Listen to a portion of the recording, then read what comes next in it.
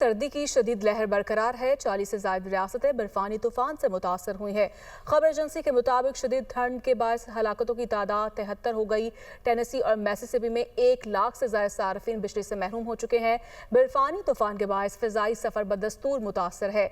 हजारों परवाजें मनसूख हो गई। अमरीकी महकमे मौसमियात का कहना है कि न्यूयॉर्क और न्यू जर्सी समेत मुतादिद रियासतों में शदीद सर्दी की लहर अगले हफ्ते तक बरकरार रहने का इम्कान है।